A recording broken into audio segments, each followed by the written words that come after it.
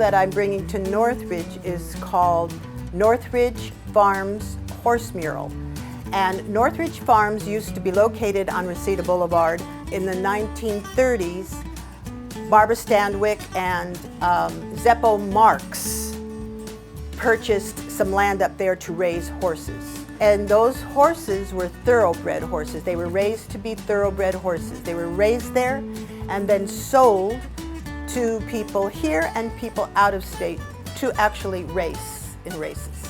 That mural depicts the history of that farm.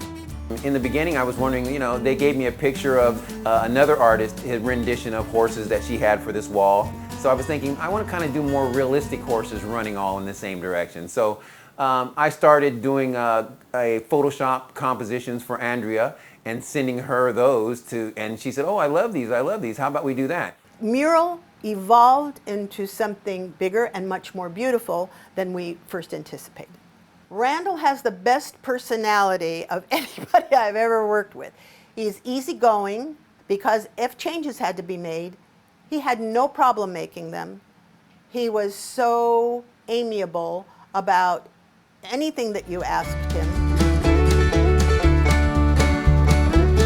What I like about being an artist is I come from a really small country town in Illinois, and then after going to college and seeing the exposure to how many other people there were and races and all these different people, women and all this kind of stuff, I thought I would go to college and major in art. So they give you a broad education on fine art. So I've had everything from printmaking to sculpture to illustration, fine art, studying the old masters, art history, stuff like that. So I really had a wide degree of learning when it came to art.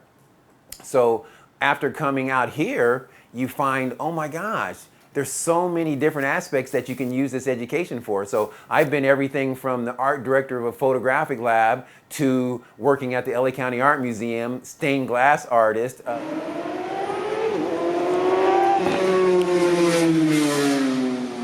Later, I go to Burbank, I open up my own art gallery, right?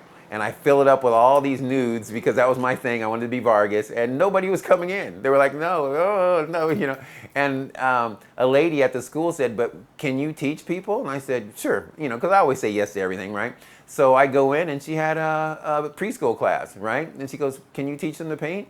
So, yeah. So I started painting, and the kids were interested, and the ones that didn't act right, I would do hand drawings of Spider-Man or whatever, so they were all my friends. So after teaching these kids, I just learned that the instruction part was also something that everybody needed. So I started doing from kindergarten, then I went up to 5th grade, 7th grade, and then all the way up to college level where I was doing instruction of different things. And that's where I got into the school system.